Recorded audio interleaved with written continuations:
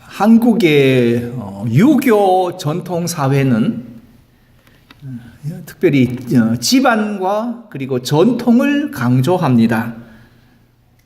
즉 김의 김씨냐 아니냐, 또 전주 이씨냐, 또는 밀양 박씨냐, 안동 권씨냐, 또 수능 안씨냐. 혹시 양 권사님 수능 안씨세요? 그렇지요. 예. 이렇게 한국의 유교 전통 사회는 이렇게 성씨와 집안을 강조를 많이 합니다.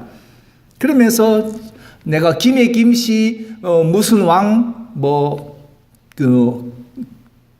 대 손이라는 것까지 자신을 자랑을 합니다. 그런데 우리가 사는 이곳 미국에서는 한국의 성씨가 last name이 되고 말았습니다. 한국에서는 김씨가 제일 먼저 나오는데 미국에서는 김씨가 맨 끝에 나옵니다. last name이 됐습니다. 그 대신 나의 고유한 내 이름이 first name, 첫 이름이 됩니다. 즉 한국에서는 김씨냐 이씨냐 박씨냐가 중요하지만 미국에서는 그건 하나도 중요하지 않고 내 first name, 나의 이름이 중요하다는 것이 됩니다. 그렇다면 우리 방주교회 성도는 last name은 우리 각자의 성씨를 그대로 가지고 있고 우리의 first name을 방주교회 성도 김씨, 방주교회 성도 정씨라고 쓰면 어떻겠습니까? 방주교회 성도라는 것이 나의 first name이 될 수 있는 사람이라면 성도라 우리는 자랑할 만 하지 않겠습니까? 어떻게 방주교회의 김씨가 세상에 나가서 엉망진창으로 살겠습니까? 방주교회 이씨가 어떻게 다른 사람들하고 희희낙낙하며 살겠습니까? 방주교회 박씨가 아무 데나 가서 뒹굴겠습니까? 그럴 수 없습니다. 방주교회가 우리의 first name이 되면 가는 데마다 행동 거지를 삼가하게 되고 먼저 예수를 생각하게 되고 그리고 어떻게 하면 우리가 복음을 전할까를 마땅히 생각하게 됩니다. 오늘부터 여러분과 저의 이름은 저의 first name은 방주교회 성도요. last name은 여러분이 각자가 가지고 있는 김씨, 이씨, 박씨 또는 윤씨, 안씨 또는 최씨 또는 신씨 이렇게 여러분의 last name을 또는 양씨를 last name은 여러분 것을 쓰시고 first name은 방주교회 성도라는 이름을 썼으면 어떨까? 저 혼자서 생각을 해봤습니다. 옛날에는 이렇게 한국이 유교 전통 사회이다 보니 같은 성씨끼리 모여 사는 집성촌들이 있었습니다. 그죠? 같은 성씨 사는 마을을 이루어서 살다 보니 걱정할 일이 없고 세상 염려할 일이 없습니다. 왜냐하면 집성촌 안에서 태어나서 크고 자라 결혼해서 자식 낳고 살다 보니 세상 돌아가는 것 알 필요가 없었습니다. 그런데 우리가 세상에 나와 보니 세상은 전혀 내가 태어나 살던 세상과는 전혀 다른 세상이었습니다. 나를 넘어뜨리는 자가 내 앞에 있고 나를 꺾으려는 것들이 내 눈에 보이고 나를 쫓아내려는 사람들이 주변에 많이 보이게 되는 세상 속에 우리가 들어와 살게 되었습니다. 그래서 예전에는 착하다라는 말이 칭찬으로 들렸습니다. 그런데 세상에 나와 살다 보니 착하다라는 말이 내게는 이제는 욕으로 들립니다. 착하다는 말은 다른 말로 말하면 속여 먹기 쉽다는 말과 같다. 착하다는 말은 사기치기 좋은 사람이라는 말과 같이 쓰인다는 것을 우리는 미처 몰랐습니다. 그래서 착하기만 한 기독교인들이 여전히 많습니다. 착하기만 합니다. 거짓말 못합니다. 착합니다. 그런데 세상에 나가서는 착하기만 한 것 가지고는 우리는 예수를 전할 수가 없다라는 겁니다. 그래서 오늘 성도가 사는 길은 어떻게 살아야 하는가를 우리가 말씀을 나누려고 하는데요.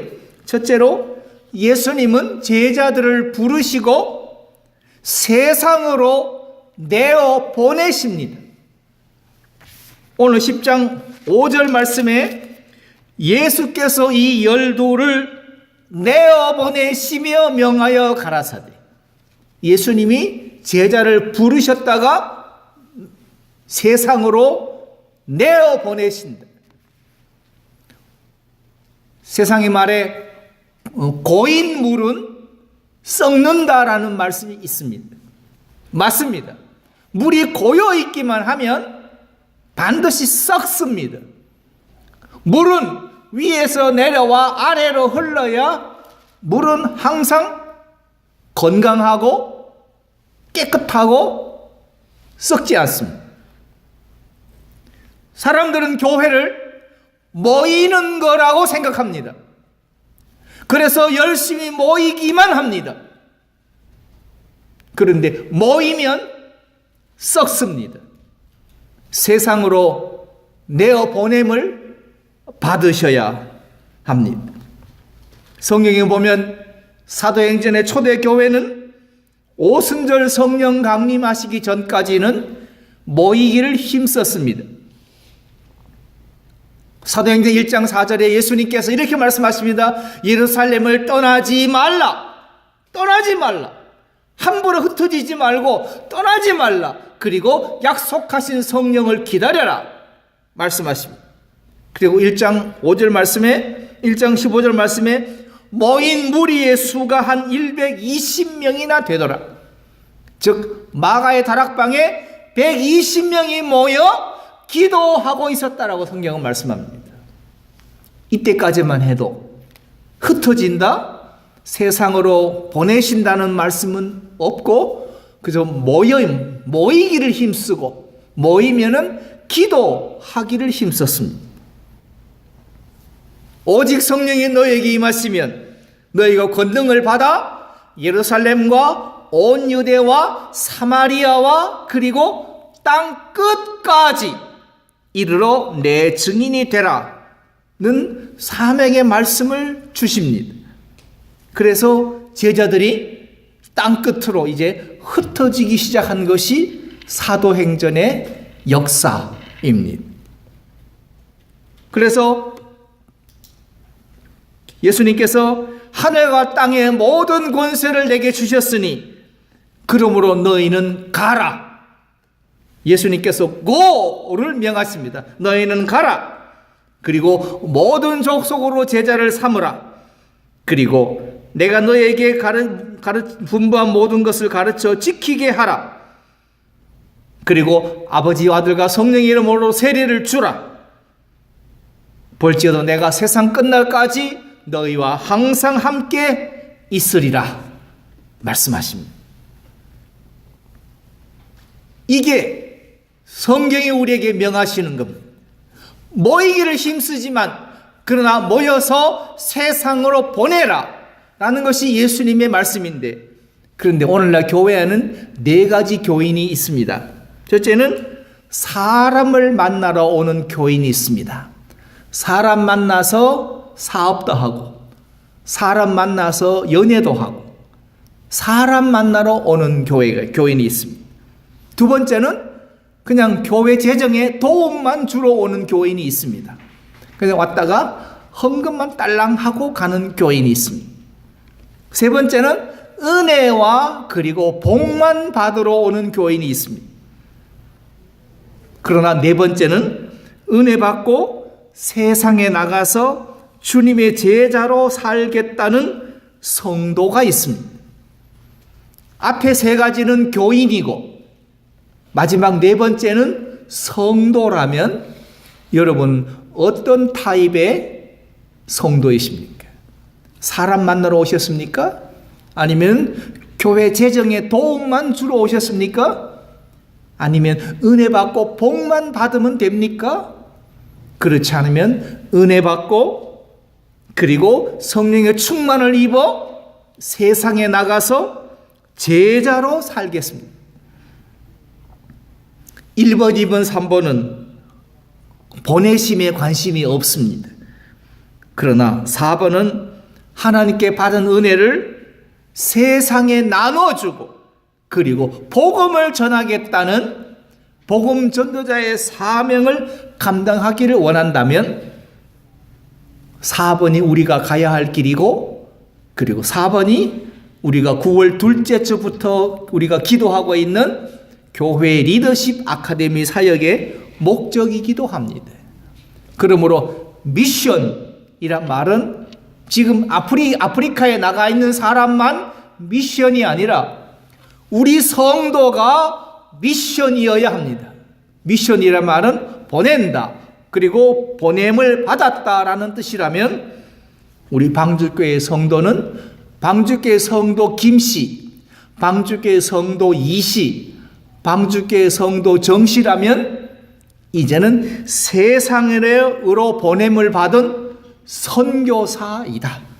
선교사이십니다. 즉 여러분과 제가 세상으로 보냄받은 선교사라는 말씀입니다. 그 다음 두 번째로 그런데 예수님께서 이렇게 말씀하십니다. 오늘 16절 말씀에 보라 내가 너희를 보냄이 양을 이리 가운데 보냄과 같도다. 양을 이리 가운데로 보내는 것과 같다고 말씀하십니다.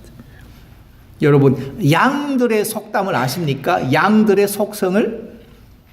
양들은 착하고 순합니다.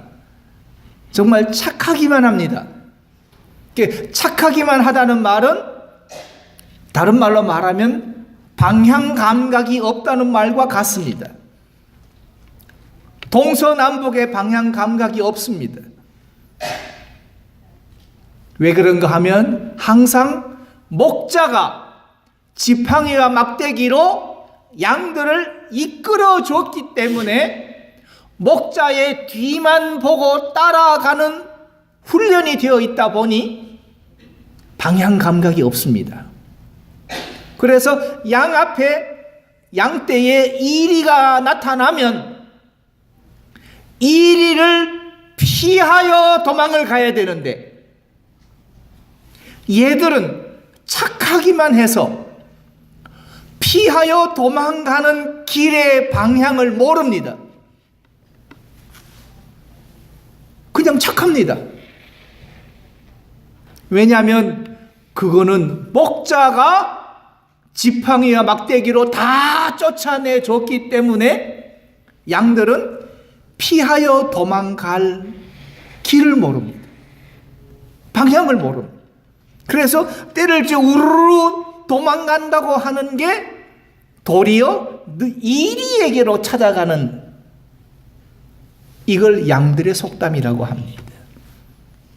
즉 살겠다고 피하여 도망간 곳이 이리의 앞인. 그래서 시편 기자 다윗은 시편 23편에서 주의 지팡이와 주의 막대기라는 말씀을 하면서 여호와는 나의 목자시니 내가 부족함이 없다. 라고 찬양했던 이유가 목자의 지팡이와 목자의 막대기가 나를 보호해 줬는데, 오늘 성경은 목자의 지팡이와 막대기 없이 양을 이리 가운데로 예수님이 내어 보내신다는 말씀을 합니다.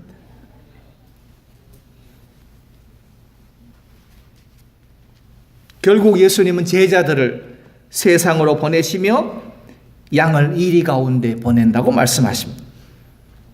그런데 그 이리들이 하는 짓이 오늘 성경에 나와 있는 것처럼 양들을 법정에도 넘기고 채찍질도 하고 집권자들 앞에 끌고 가기도 하고 부모와 자식을 죽게 하기도 하고 미워하기도 하고 이 동네에서 저 동네까지 박해하기도 하고 헐뜯고 죽일 것이라고 기록되어 있습니다. 그런데도 그 속으로 성도를 예수님은 보내시겠다고 말씀하십니다. 그런데 우리 한국 기독교인들은 내가 거길 왜 가요? 하고 안 갑니다. 이제까지 주님이 목자 되어 주셨잖아요. 시편 23편에 주님이 목자 되어 주신다고 약속하셨잖아요. 지팡이와 막대기는 어디 있어요? 나 안 갈래요 라고 안 갑니다. 그리고 세상 속에서 예수 믿는 사람들 끼리끼리 모여가 놀고 끼리끼리 모이기만 합니다. 세상 가운데로는 한 발짝도 나가지 않습니다. 예수님 말씀하신 것과 우리는 정반대의 삶을 삽니다. 그러면서도 기독교인이라고 합니다. 내 스스로가 기독교인 됨을 포기했습니다. 죽을 줄 알고도 세상 가운데로 들어가셔야 합니다. 헐뜯길 줄 알면서도 이리 가운데로 들어가시는 것이 순종입니다. 쫓겨날 줄 알고면서도 이리 가운데로 들어가셔야 그것이 미션입니다.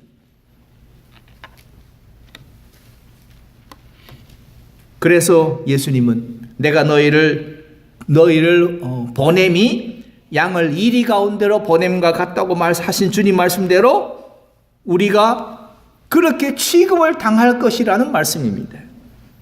그런데 세 번째로 이제 주님께서 우리에게 솔루션을 제공하시는데 뱀같이 지혜롭고 비둘기같이 순결해라고 말씀하십니다.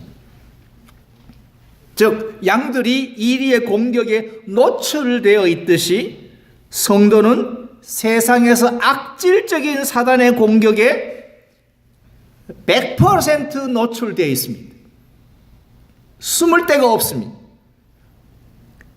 그러니 우리는 양처럼 어리석지 말고 착하기만 하지 말고 지혜에 있어서는 양이 아니라 뱀이 되셔야 합니다. 그런데 왜 뱀이라 말씀하셨을까요? 뱀은 위험이 닥치면 돌 아래로 숨어버립니다. 위험이 닥치면.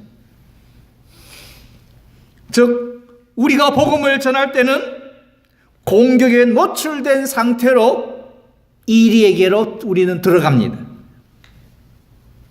그러나 이리가 우리에게 달려들면 우리는 피하셔야 합니다. 그들이 입을 벌릴 때, 우리를 집어삼키려고 입을 벌릴 때 그 안으로 무작정 뛰어 들어가는 것은 그거는 믿음이 아닙니다. 그거는 지혜가 아닙니다. 그거는 만용입니다.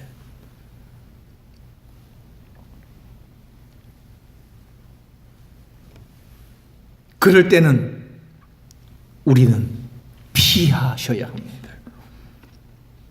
모세, 바로가 모세를 죽이려 하니 모세는 도망갑니다.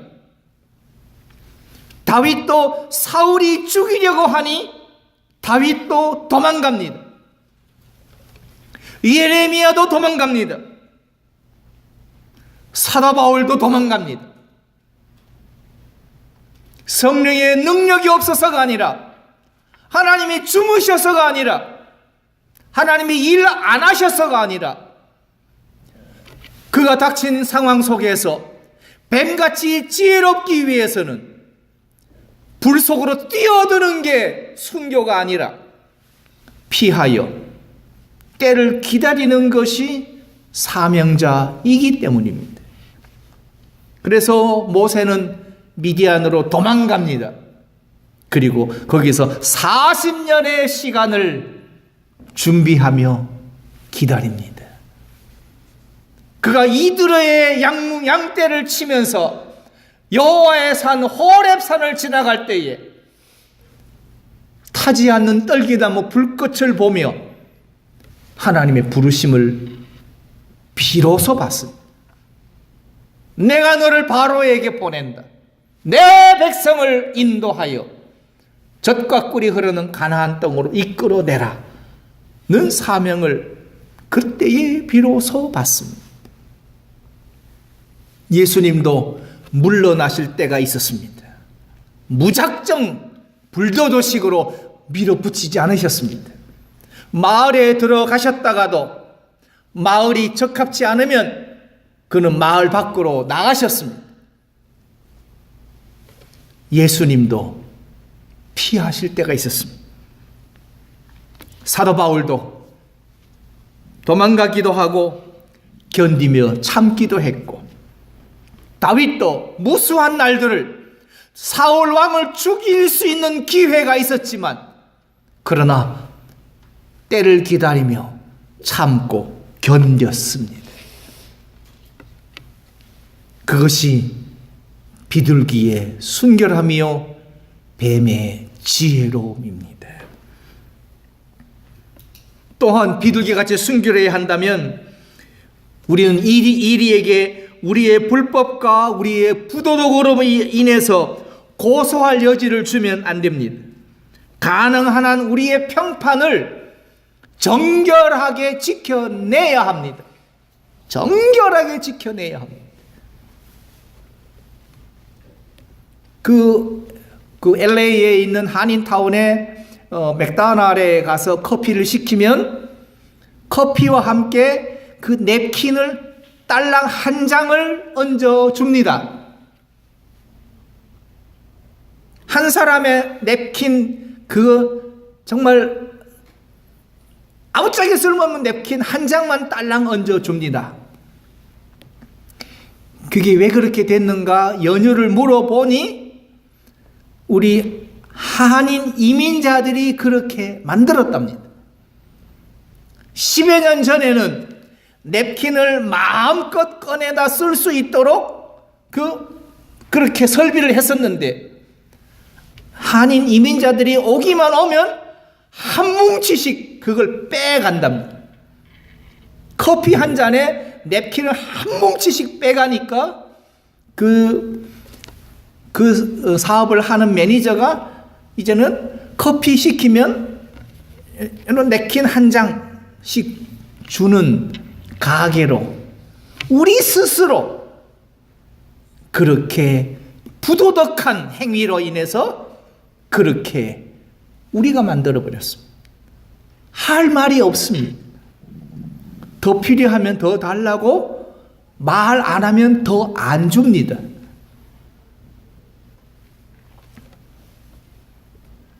우리의 평판을 세상 가운데서 거룩하게 지켜나가셔야 합니다.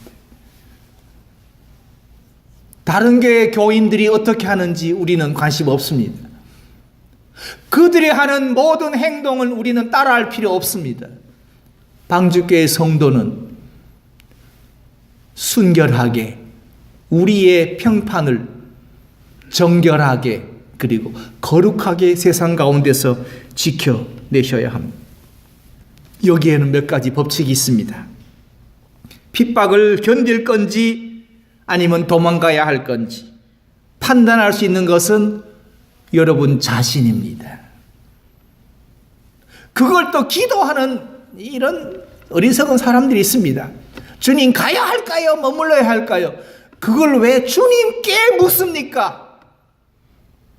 그거는 여러분 스스로가 판단하셔야 합니다. 착하기만 하니까 그것도 주님께 물어보는 겁니다. 그러니까 속여먹기가 쉽지요. 속임을 당하고도 자기가 속임을 당한지도 모릅니다.